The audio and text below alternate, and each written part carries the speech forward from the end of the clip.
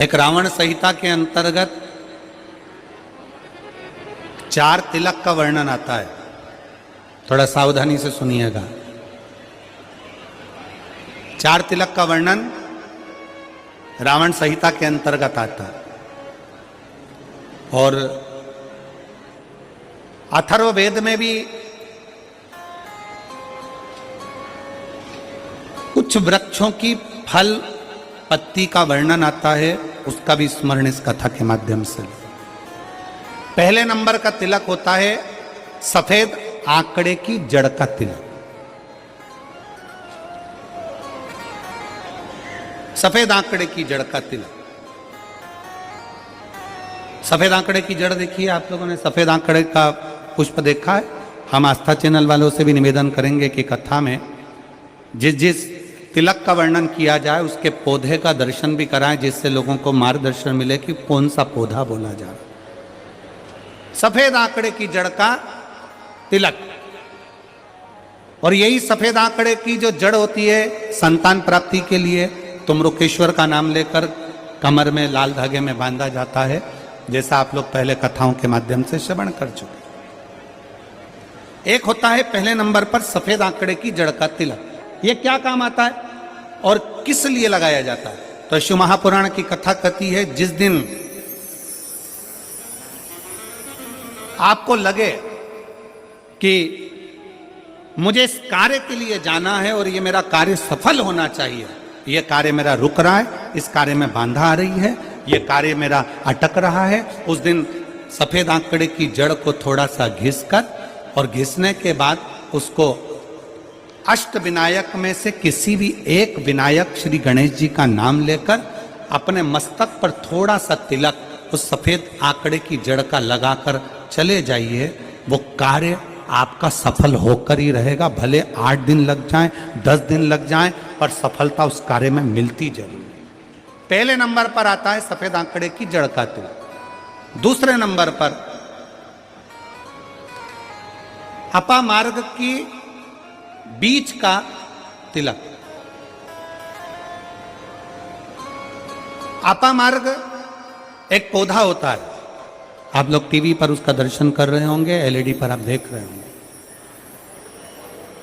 अपामार्ग की जड़ का अर्थात अपामार्ग का जो पौधा होता है उसका जो बीज होता है, जैसे आप ऊपर लगा हुआ देख रहे हैं, इसमें बीज लग रहा है, पौधे को आप लोग देख रहे होंगे टीवी पर, एलईडीओ पर, एलईडी भी चल रही है, एलईडीओ पर भी देख रहे होंगे कि ये अपामार्ग का जो पौधा होता है ये आपको आपके घर के आसपास में कहीं पर भी मिल जाएगा, जंगल में मिल जाएगा, आपके घर के पास लगा हुआ मिल जाएगा, ये हर कहीं लग जाता है। अपामार्ग का जो पौधा होता है, इसका जो बीज होता है, इसका जो फल होता है, फल में जो बीज होता है, इस बीज को सुखा लिया जाता है, सुखाकर इसको पीस लिया जाता है और पीसकर इसको जहां पर भगवान शंकर का शिवलिंग है, शिवलिंग का जल बहकर जहां से नीचे गिरता है, उसको समझ ले, थोड़ा सा आप लोग ध्यान में आ जाएगा आप लोगों के।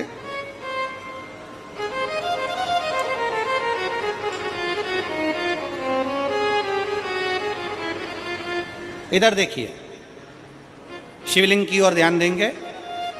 यहां जो व्यासपीठ के सम्मुख में शिवलिंग बना है, यह शिवलिंग, और शिवलिंग के सामने से जो जल बहकर जो जल नीचे की ओर आ रहा है, शिवलिंग के सामने से जल बहकर जो नीचे की ओर आता है, ये जो भाग होता है, इस भाग पर अपामार्ग का जो बीज होता है सूखा हुआ, जिसको आपने पीसा है, उसको यहां लगा दिया जाता है, उसी को वापिस लेकर आया जाता है और उस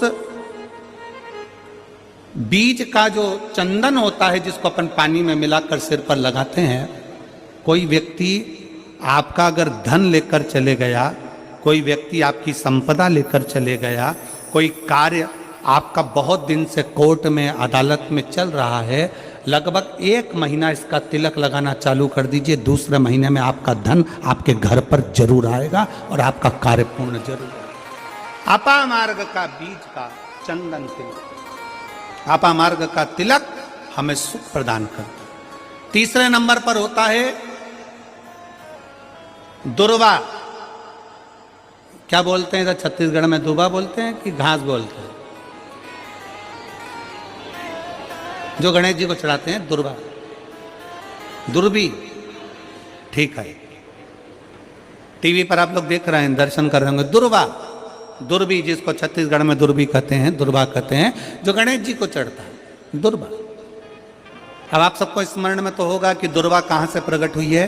तो शिव महापुराण की कथा में विष्णु पुराण को अगर हम अध्ययन करें तो विष्णु पुराण का स्मरण करेंगे या कूर्म पुराण को पढ़ेंगे तो उसमें मिलेगा कि भगवान जब सुमेरु पर्वत को मंथन के लिए रखा गया था, तब वो पर्वत नीचे दबता जा रहा था, तब कच्छप भगवान अपनी पीठ पर उस पर्वत को धारण करे थे। कच्छप भगवान जब पीठ पर धारण करे तो समझ लो भगवान नारायण की जंघा पर ही वो पर्वत रखा हुआ था, जिसको घर्षण किया जा रहा था, घर्षण किया।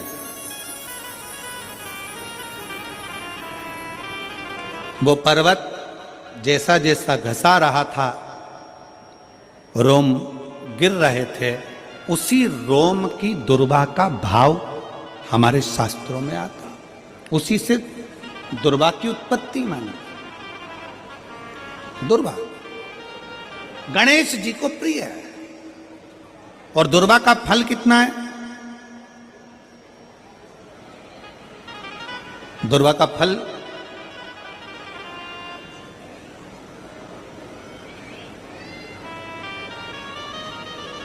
जब एक असुर ने उत्पात मचाया और गणेश जी के पास सूचना गई तो गणेश जी ने उस असुर को निगल लिया था।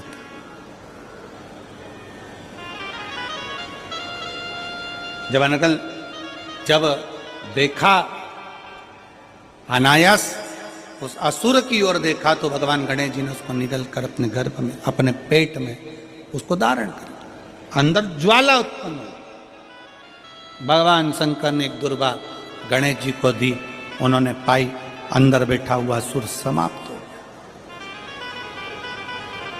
पाप कर्म हो, बेकार कर्म हो, गलत कर्म हो, असत्यता हो, या कई हमारे हाथों से हमारे द्वारा कोई पाप कर्म यदि हो जाता है, वैसे तो संपूर्ण विश्व में शिव महापुराण की कथा कहती है 4 स्थान पर प्रत्येक व्यक्ति से पाप होता है। पहला, झाड़ू लगाते समय छोटे छोटे जीव मर जाते हैं जिसका पाप माथे चढ़ जाता है। दूसरा, अग्नि जलाते समय छोटे छोटे पतंगे जल जाते हैं जिसका पाप मस्तक पर चढ़ जाता है। तीसरा, जल में कपड़े धोते समय, स्नान करते समय छोटे छोटे जीव मर जाते हैं जिसका पाप माथे चढ़ जाता है। चौथे नंबर का, चलकर जाते समय अपने पांव के नीचे, चप्पल के नीचे छोटे छोटे जीव मर जाते हैं जिसका पाप माथे चढ़ जाता है। शिव महापुराण की कथा कहती है एक दुर्वा शंकर जी को, एक दुर्वा गणेश जी को जब हम समर्पित करते हैं तो हमारे मस्तक का सारा पाप अपने आप समाप्त हो जाता है।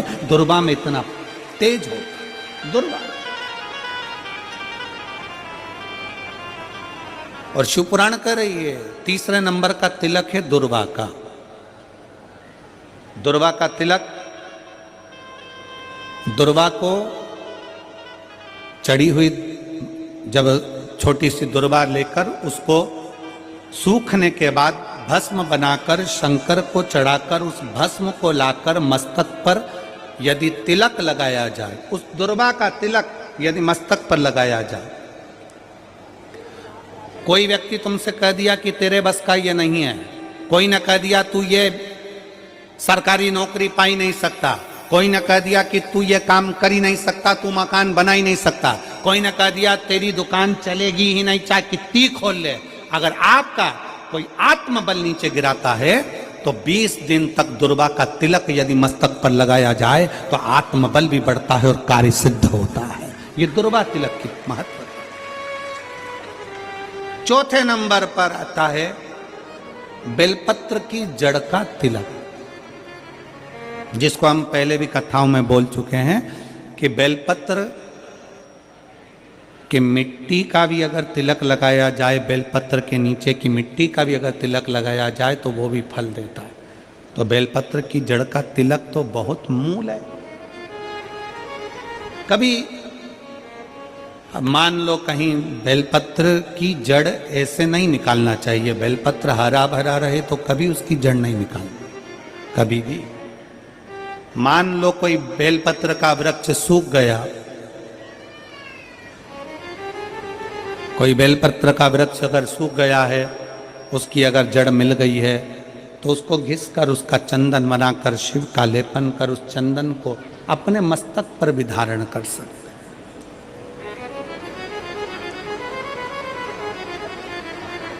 क्या होगा उससे? तो कहा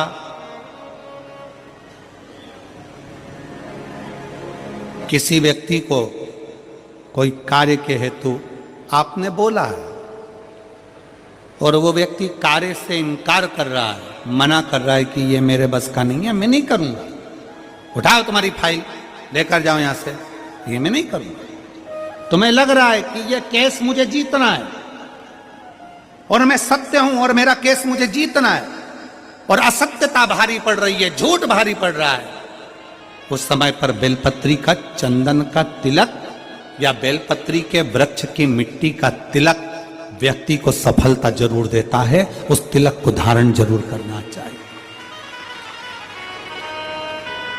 उस तिलक को जरूर धारण। बेलपत्र का तिलक, बेलपत्र की मिट्टी का तिलक, बेलपत्र के वृक्ष के नीचे बैठकर करा गया भजन, बेलपत्र के वृक्ष के नीचे बैठकर करी गई साधना, बेलपत्र के वृक्ष के नीचे बैठकर करी गई आराधना हमें फल प्रदान करती है।